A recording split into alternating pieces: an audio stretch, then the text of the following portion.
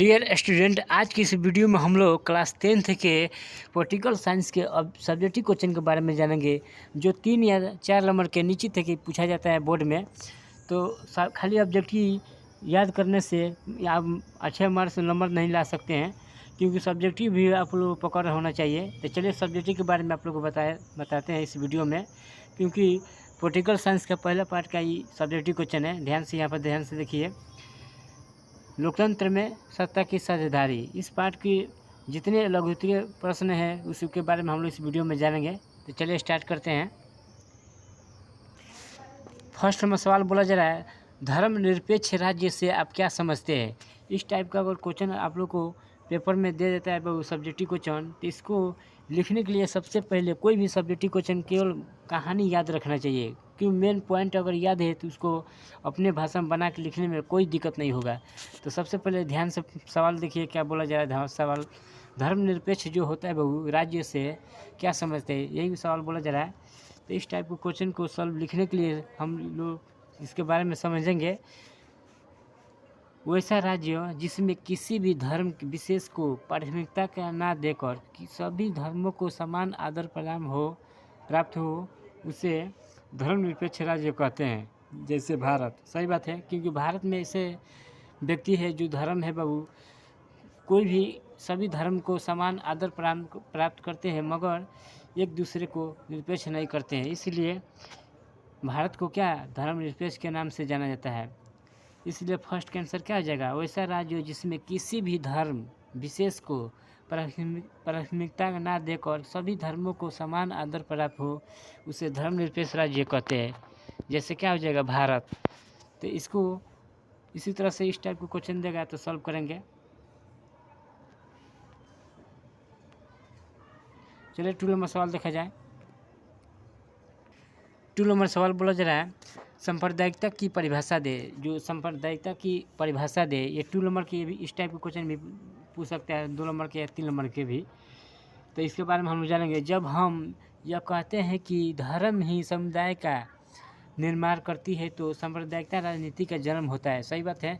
और इस अवधारणा पर आधारित सोच ही सांप्रदायिकता है। इसके अनुसार एक धर्म विशेष में आस्था रखने वाले ही संप्रदाय होते हैं और उनके मौलिक और महत्वपूर्ण हित एक जैसे होते हैं।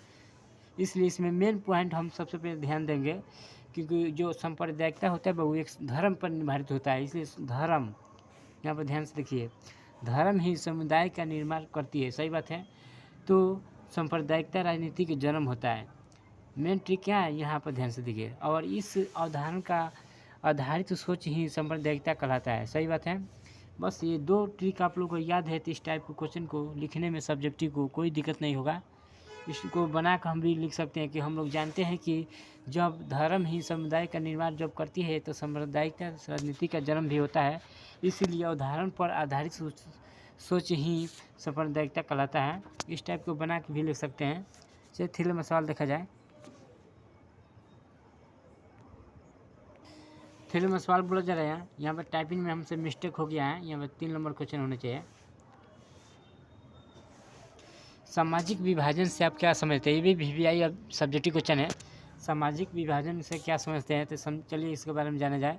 प्रत्येक समाज में लोगों की जन्म, भाषा, जाति, धर्म के आधार पर विभेद होना स्वाभाविक है। इन आधारों पर लोग अलग अलग समुदायों से संबंध हो जाते हैं, तो उसे सामाजिक विभाजन कहा जाता है। याद रखिएगा, क्योंकि कोई भी प्रत्येक समाज के जो लोग होते हैं बाबू, जन्म, भाषा, अपने जाति से भी, धर्म के हर कास्ट के अलग अलग होता है। इसलिए आधार पर विभेद जो होता है बाबू एक स्वाभाविक के रूप में माना जाता है। इसलिए यहाँ पर मेन ट्रिक को याद रखिएगा, आधारों पर लोग अलग अलग समुदाय से संबंध हो जाते हैं। सही बात है। कोई भी धर्म एक कास्ट के नहीं है, क्योंकि सब जितने भी धर्म है वो सब अलग अलग कास्ट के होते हैं। विभाजन कहा जाता है। भारत में जाति के आधार पर संवर्ग, दलित और पिछड़ी जातियों के समुदाय सामाजिक विभाजन का उदाहरण है। चलिए 4 नंबर सवाल देखा जाए। 4 नंबर सवाल बोला जा रहा है, लोकतांत्रिक व्यवस्थाएं किस प्रकार के अनेक तरह के सामाजिक विभाजनों के संभालती है, उदाहरण के साथ बताया। तो 5 नंबर सवाल बाबू सब्जेक्टिव क्वेश्चन, ये भी 2 नंबर के पूछ सकता है। ये भी इंपॉर्टेंट क्वेश्चन है पॉलिटिकल साइंस का। समानता और स्वतंत्रता के लोकतंत्र के दो आधार होता है। सही बात है। समानता का सिद्धांत जाति, धर्म, वंश, लिंग, भाषा के क्षेत्र से किसी भी आधार पर व्यक्ति के विभेद को आविष्कार करता है। इसकी जगह का कानून के समक्ष के समानता का समान अवसर, समान संरक्षण की करता है। इसलिए मेन ट्रिक इसको याद करने के लिए यहाँ पर ध्यान देंगे, जो समानता और स्वतंत्रता के जो लोकतंत्र में दो आधार के रूप में माना जाता है बाबू, उसी को हम क्या करते हैं कि लोकतांत्रिक व्यवस्था के रूप में माना जाता है। क्योंकि सामाजिक विभाजन में दो प्रकार के दिखाया जाता है। दो प्रकार क्या दिखाया जाता है, ध्यान से यहाँ पर देखिए। धर्म क्या देखा है, धर्म, वंश, लिंग, भाषा जो क्षेत्र किसी भी आधार पर होता है वो एक व्यक्ति के विभेद के रूप में आविष्कार करता है। ये भी बात सही है। इसलिए इसकी जगह कानून के समक्ष में समानता अवसर, समान संरक्षण की स्थापना करता है। क्योंकि स्वतंत्रता के अंतर्गत सभी जो व्यक्ति होते हैं वो एक समान के रूप में स्वतंत्रता प्रदान की जाती है।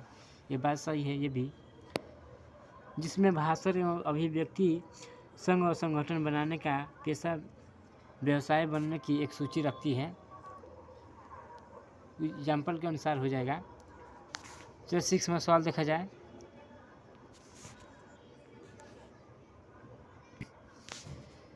रंग भेद क्या है? 13 नंबर सवाल बोला जा रहा है, रंग भेद क्या है? रंग भेद का तात्पर्य बाबू एक चमड़ी, स्किन के रंग के आधार पर लोगों में भेदभाव करना है। दक्षिण अफ्रीका में गोरे लोगों की सरकार ने बहुसंख्यक काले के लोगों के प्रति विभिन्न प्रकार के भेदभाव की नीति अपनाई थी। इसे रंग भेद के नीति के नाम से जाना जाता है। मेन ट्रिक यहाँ याद रखने की यह बात है कि जो रंग भेद होता है वो एक चमड़ी, स्किन के माने रंग के आधार पर लोगों से भेदभाव करना होता है। सही बात है। क्योंकि ये दक्षिणी अफ्रीका में जो गोरे लोग के सरकार ने बहुसंख्यक लोगों के प्रति जो प्रकार भेदभाव की थी बाबू, ये अपनाई थी, इसी को एक रंग भेद के नीति के नाम से जाना गया है। इसीलिए इसके रंग भेद की नीति के नाम से जाने जाते हैं। क्योंकि रंग भेद बाबू, रंग भेद एक दक्षिण अफ्रीका में, याद रखिए मेन पॉइंट यहीं पर है। क्योंकि दक्षिण अफ्रीका में गोरे लोगों की जो सरकार ने बहुमत के काले के रूप में जो प्रति विभेद प्रकार के रूप में चलाई थी, इसी को नाम को क्या कहते हैं, रंग भेद की नीति के नाम से जाना जाता है। चलिए अगले सवाल देखा जाए। 16 में सवाल बोला जा रहा है, हर सामाजिक विभिन्नता, ठीक है, सामाजिक विभाजन का रूप नहीं लेती, कैसे? ये भी इम्पोर्टेंट क्वेश्चन है। ये 5 नंबर की क्वेश्चन पूछ सकता है पॉलिटिकल साइंस का। चलिए इसके आंसर के बारे में जाना जाए। यह कोई आवश्यक नहीं है कि सभी सामाजिक विभिन्नता सामाजिक विभाजन का आधार होता है। सही बात है। संभवतः दो विभिन्न समुदायों के विचार विभिन्न हो सकते हैं, परंतु हित समान होगा। उदाहरण, मुंबई में मराठियों के हिंसा का शिकार व्यक्तियों की जाती है, फिर भी धर्मनिरपेक्ष लोगों लिंग विभिन्न कर सकता है, परंतु उनका क्षेत्र भी एक ही था, वे ऐसे एक ही, ठीक है। यहाँ पर ध्यान से देखिए।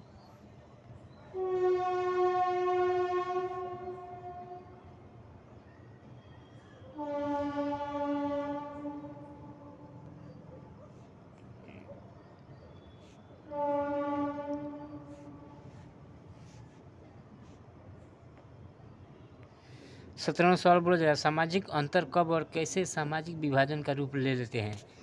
तो सामाजिक विभाजन तब होता है जब कुछ सामाजिक अंतर दूसरी अनेक विभिन्नताओं को ऊपर और बड़े हो जाते हैं।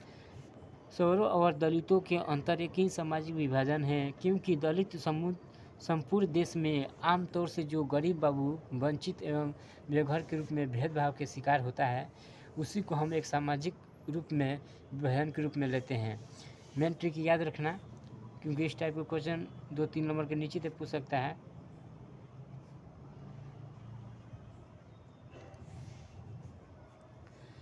चलिए अगला सवाल देखा जाए। सामाजिक विभाजन कब होता है? जो सामाजिक विभाजन बाबू कब होता है, ये कोई सवाल बोला है। सामाजिक विभाजन तब होता है जब सामाजिक, ठीक है, अंतर दूसरी अनेक विभिन्नताओं से ऊपर और बड़े हो जाते हैं। याद रखिएगा, क्योंकि सामाजिक विभाजन कब होता है बाबू, तो जो सब सामाजिक विभाजन तब होता है जब सामाजिक अंतर दूसरी अनेक विभिन्नताओं से ऊपर बड़े हो जाते हैं। सही बात है। थैंक्स।